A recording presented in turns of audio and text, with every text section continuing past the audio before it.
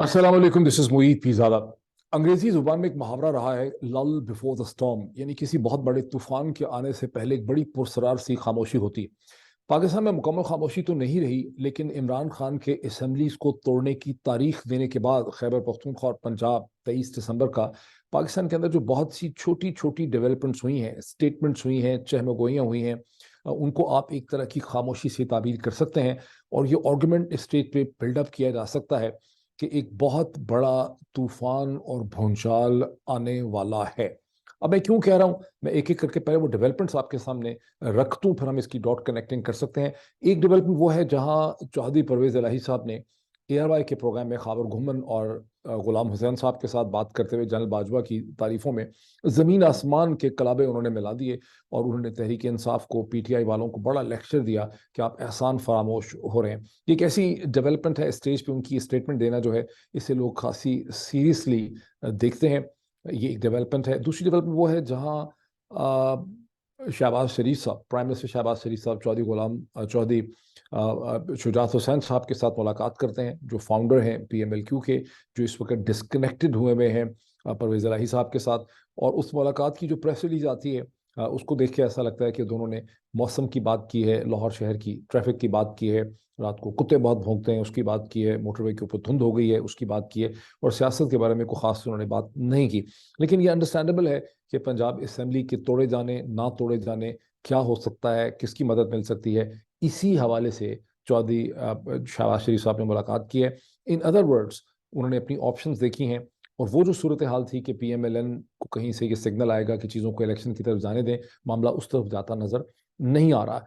तीसरी जो डेवलपमेंट है, वो डेवलपमेंट ये है कि सीटीडी के दफ्तर के ऊपर मन्नू कैंट में टीटीपी के मिलिटेंट्स जो हैं वो कब्जा कर लेते हैं। कब्जा करने के बाद वो एक वीडियो इशू करते हैं जो पाकिस्तान के ट्विटर के ऊपर देखी जा सकती है, जहां पाकिस्तानी फौज के एक जूनियर एहलकार, एक सूबेदार मेजर को जख्मी हालत में उन्होंने अब गिरफ्तार कर रखा है, डिटेन कर रखा है। वो डिमांड कर रहे हैं कि हमें एक हेलीकॉप्टर जो है वो दिया जाए ताकि हम यहाँ से फ्लाई करके अफगानिस्तान जो है वो जा सकें। और यूँ अफगानिस्तान और पाकिस्तान के दरमियान टेंशन्स का जो प्रोसेस है वो एक ज़्यादा, पहले से कहीं ज़्यादा आपको डीपन होता हुआ नजर आता है। अफवाज पाकिस्तान इस हवाले से अपनी कार्रवाई शुरू कर देती हैं। जो लास्ट हमारे पास खबरें हैं कि हेलीकॉप्टर्स उस तरफ जा रहे हैं, और शायद अब तक इस मामले को डिफ्यूज भी कर लिया गया हो, क्योंकि रात अब बहुत हो चुकी है पाकिस्तान में।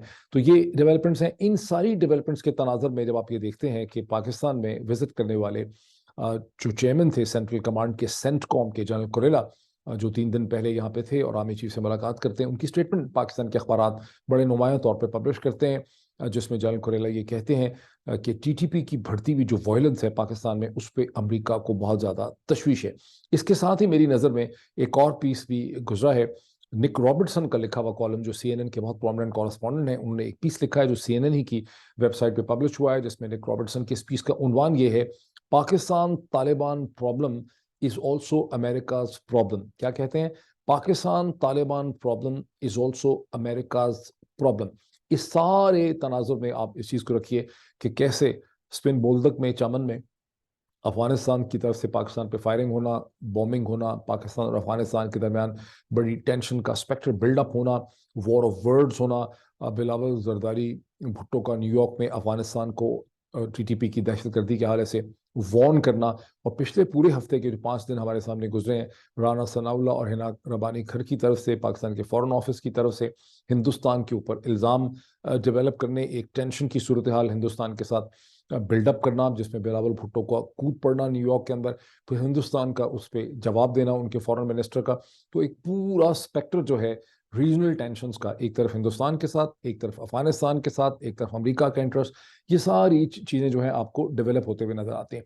अब कोई भी शख्स जो है इसे सुनने वाला, वो बहुत आसानी से आपको ये कह सकता है, आर्ग्यू करेगा, डिस्काउंट करेगा, डिसमिस करेगा, वो कहेगा कि मुईद पीरज़ादा अननेसेसरली सेंसेशनलाइज कर रहा है, और ये सब की सब चीज़ें जो हैं ये अलग थलग हैं, इनका आपस में कोई ताल्लुक नहीं है, ये इंडिपेंडेंट ऑफ ईच अदर हैं। लेकिन मैं इसको ऐसे नहीं देखता हूँ। My analysis could be wrong, लेकिन मुझे ऐसा लग रहा है कि चीज़ें किसी डायरेक्शन में बिल्डअप कर रही हैं।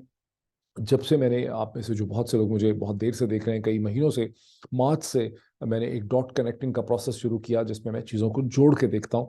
और ये जो मुख्तलिफ चीज़ें हैं, अफगानिस्तान, इंडिया, सीटीडी, टीटीपी, और जो सब कुछ हो रहा है, इससे मैं ये समझता हूँ कि इसे आप अलग करके नहीं देख सकते, आपको इनको इकट्ठा इकट्ठा देखना पड़ेगा to understand the nature and direction of political change in Pakistan. और इसको इमरान खान की जो थ्रेट है असेंबलीज को डिसॉल्व करने की, उसके साथ मिला के आपको देखना पड़ेगा।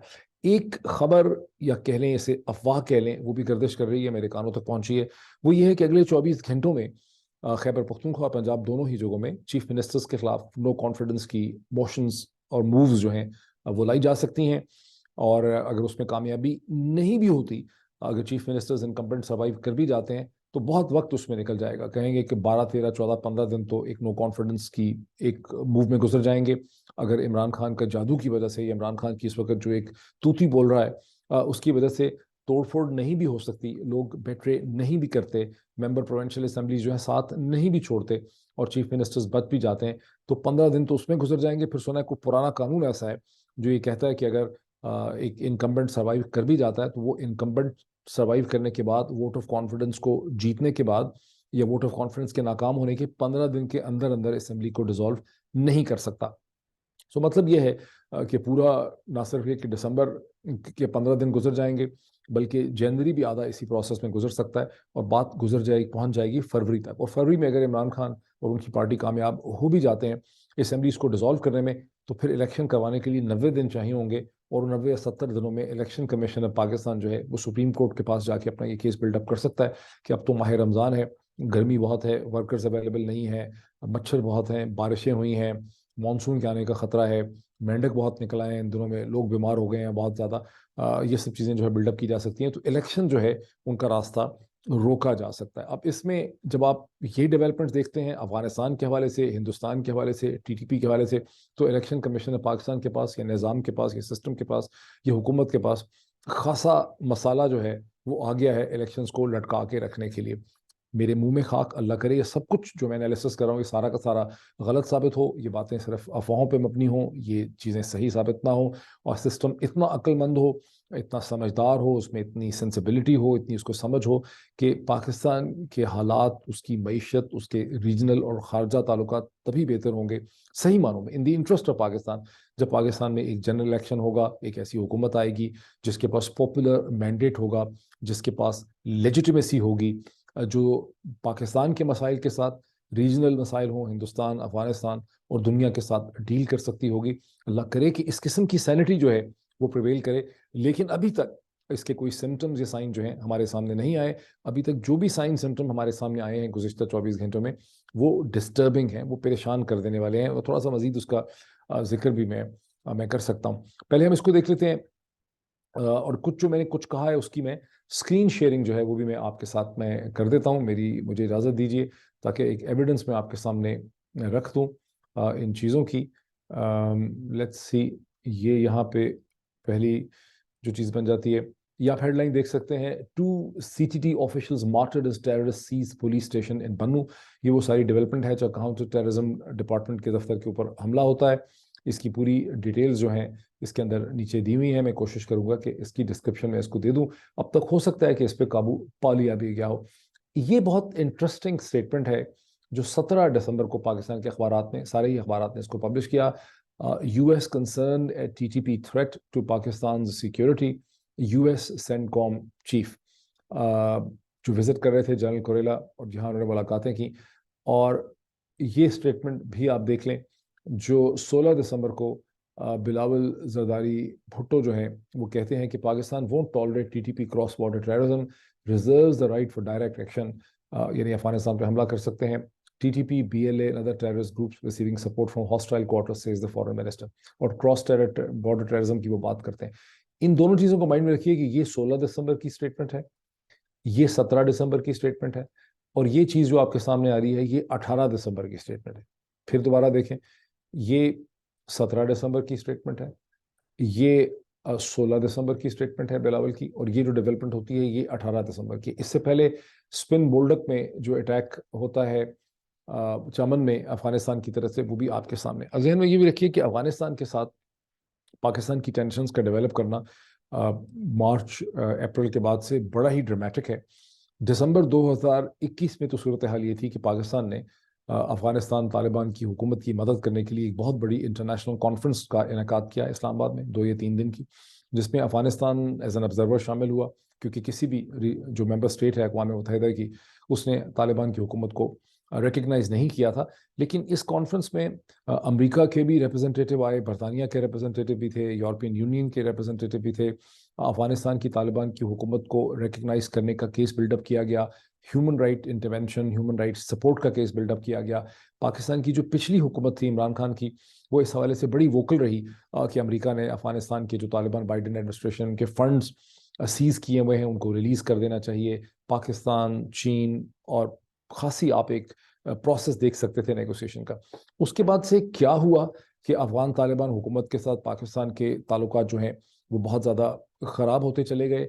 किसी को इस वक्त क्लियर अंडरस्टैंडिंग नहीं होगी। अगर आप पाकिस्तान के अखबारात की स्टोरीज देखेंगे, इदारिये देखेंगे, टेलीविजन डिस्कशन देखेंगे, तो कोई आपको उसका बैकग्राउंड नज़र नहीं आएगा। आपको सिर्फ ये पता चलेगा कि तालिबान जो है उन्होंने बड़ी दगाबाजी की है, तालिबान बड़ी बदमाशी कर रहे हैं, तालिबान जो है वो पाकिस्तान पे फायरिंग कर रहे हैं, उन्होंने बॉम्बिंग कर दी है, पाकिस्तानियों की हलाकत हो रही है, पाकिस्तानियों की बड़ी स्ट्रॉन्ग स्टेटमेंट्स आ रही हैं, अफगान हमारे खिलाफ बोल रहे हैं, हम उनके खिलाफ बोल रहे हैं।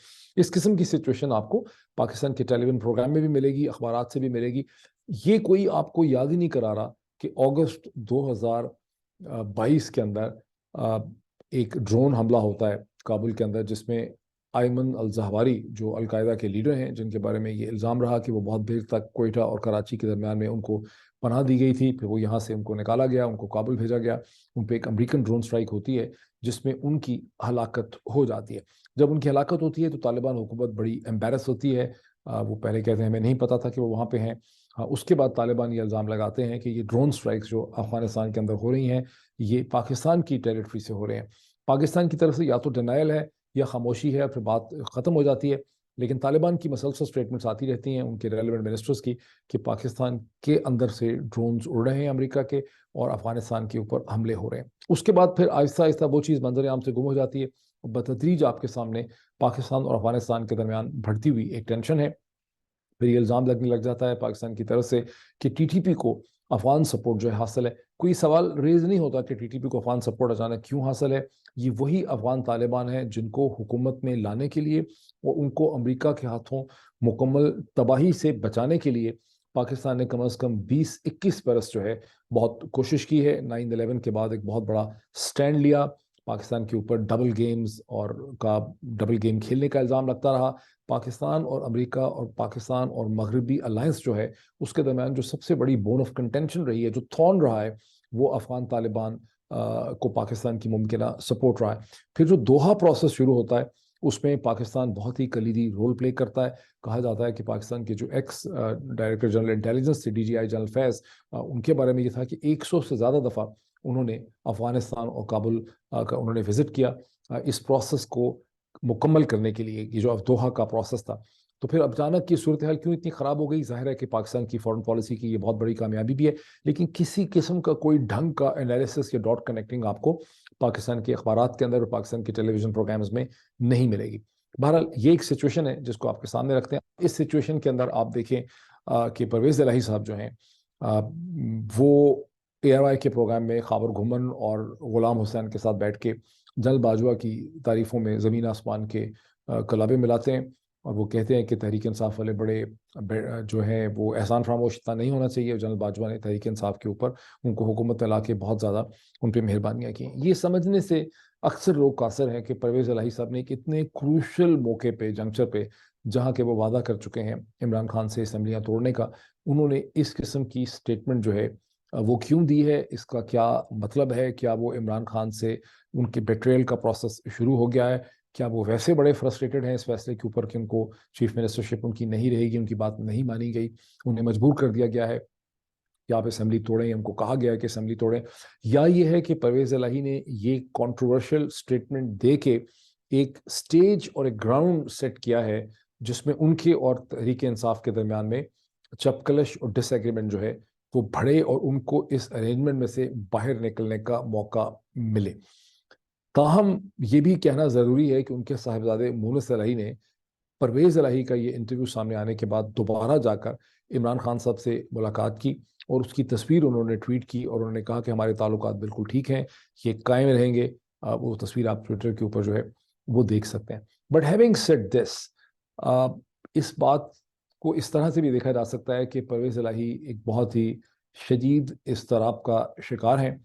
दो कम अज़ कम पहलू इसके बहुत इंपॉर्टेंट हैं। एक तो उनका मिलिट्री इस्टेब्लिशमेंट GHQ से, फौज से इस तरह का ताल्लुक है कि किसी ने मुझे कहा कि अगर उनको ये कहा जाए कि आपको प्राइम मिनिस्टर बनाएंगे 5 साल के लिए, लेकिन फौज इस पर रजामंद नहीं है, फौज की इसमें मर्जी नहीं है, उनका इनपुट नहीं है, वो नहीं चाहते कि आप प्राइम मिनिस्टर बने, लेकिन हम आपको प्राइम मिनिस्टर बना रहे हैं, तो परवेज़ इलाही कहेंगे कि मैंने प्राइम मिनिस्टर जो है वो नहीं बनना। तो एक तो वो इंडेटेड है, उनका एक इस किस्म का रिलेशनशिप है कि वो आज़ादाना तौर पर सियासत में कोई फैसला कर ही नहीं सकते। वो ये समझते हैं कि फ़ौज ही सियासत है और सियासत फ़ौज के बगैर हो नहीं सकती। लेकिन दूसरा इसका पहलू ये है कि वो सिर्फ 10 सीटों के एक ऐसी सूरत हाल डेवलप हुई 2018 के इंतखाबात के बाद कि PMLQ को, जिसके पास सिर्फ 10 सीटें हैं पंजाब में, उसको बहुत डिस्प्रोपोर्शनेट रोल मिला पंजाब में भी और सेंटर में भी तहरीक इंसाफ की वजह से, और तहरीक इंसाफ ने उसके साथ सीट एडजस्टमेंट की। और इस वक्त गुज़िश्ता 6-7 माह से, जुलाई से, परवेज़ इलाही पंजाब के चीफ मिनिस्टर हैं अपनी छोटी सी कम तादाद की सीटों के साथ। और परवेज़ इलाही को ये नज़र आ रहा है कि अगले इलेक्शन में अगर उनको 20 सीटें भी मिल जाएं, उनको तहरीक इंसाफ 20 सीटें भी दे दे, तो वो चीफ मिनिस्टर पंजाब के नहीं बन सकेंगे। और पंजाब के अंदर और सेंटर के अंदर उन्हें और उनके साहिबजादे को शायद उस किस्म का इम्पोर्टेंट रोल ना मिल सके जिस किस्म का उनको इस वक्त हासिल है। और इसलिए परवेज़ इलाही जो हैं वो ये देख रहे होंगे कि बेस्ट पॉसिबल डील उनको कहाँ से मिल सकती है। और यह मुमकिन है, इसको रूल आउट नहीं किया जा सकता कि PMLN की तरफ से उनको ऑफर्स हो रही हैं कि अगर आप हमारी तरफ शिफ्ट करें या आप हमारा साथ दें, या असेंबलीज ना तोड़ें, इस प्रोसेस को आप फ्रस्ट्रेट कर दें, तो हम ये चीज़ें आपको अगले इलेक्शन में ऑफर कर सकते हैं। तो ये तो एक इसका पहलू है जो बहुत इंपॉर्टेंट पहलू है। बाकी डेवलपमेंट्स मैंने आपको सारी इसकी बताई हैं। अब इसको एक हम फाइनल सम अप कर देते हैं। समिंग अप इसकी ये है कि समझदार लोग मुझे ये बताते हैं कि जो स्क्रिप्ट था, उस स्क्रिप्ट में कोई तब्दीली नहीं आई। स्क्रिप्ट ये कहता है कि टाइम बाय करें। जिस तरह से अदालतों में जब केसेस लगते हैं शरीफ खानदान के, तो वहाँ कोशिश ये होती है कि अदालत उसका फैसला ना कर सके, प्रोसिक्यूशन का केस चल ना सके, तो टाइम बाय किया जाता है। कभी बीमारी की वजह से, कभी वकील की बीमारी, कभी क्लाइंट की बीमारी, कभी कुछ कभी कुछ कभी कुछ करके वक्त गुजारते हैं, और यूं आहिस्ता आहिस्ता वो जो केस है वो कमज़ोर पड़ जाता है। यहाँ पर यह है कि इलेक्शन को नहीं होने देना। इमरान खान, जो आर्गुमेंट है वो ये कि इमरान खान को 8-9 महीने की इस पूरी तहरीक से मिला ही क्या। इमरान खान की पॉपुलैरिटी बहुत आसमान तक चली गई। अब आहिस्ता आहिस्ता जब लोग फ्रस्ट्रेट हो रहे हैं तो पॉपुलैरिटी में कमी होगी, कमी हो रही है, ख्याल है लोगों का। और ये कि आपने इलेक्शन नहीं होने देने मुख्तलिफ हीले बहानों से, और आपने वक्त जो है वो बाय करना है। और इस टाइम में जो आपने बाय करना है उसमें आपने इमरान खान को या तो डिस्क्वालीफाई करना है, या इमरान खान की पॉपुलैरिटी को सप्रेस करना है, या इमरान खान को जेल में डालना है। नेट रिजल्ट ये है कि इलेक्शन सिर्फ उस वक्त हो सकते हैं जब इमरान खान की और तहरीक इंसाफ की पॉपुलैरिटी जो है उसे कंट्रोल में लाया जा सकेगा। तो ये स्क्रिप्ट इंटैक्ट है, कोई कॉम्प्रोमाइज़ नहीं लगता इस वक्त तक। हो सकता है मेरा एनालिसिस गलत हो, लेकिन अब तक मुझे यही सिचुएशन समझ आई है कि अगले आने वाले 24 घंटों में या 36 घंटों के अंदर आपको नो कॉन्फिडेंस की मूव्स भी नज़र आ सकती हैं, अनलेस कि कोई मेरेकल हो जाए, पाकिस्तान की इस्टेब्लिशमेंट जो है उसके अंदर कोई चेंज ऑफ हार्ट हो, और वो प्राइम मिनिस्टर शहबाज शरीफ साहब को, PMLN को, PDM को समझाएं कि नहीं, हमें मुल्क को एक बेहतरी की तरफ ले जाना चाहिए, एक हमें इलेक्शन यहाँ पे चाहिए, हमारे पास कोई और हल नहीं है। लेकिन अभी तक कोई साइन सिम्टम पॉजिटिव जो है वो हमें नज़र नहीं आए। Thank you.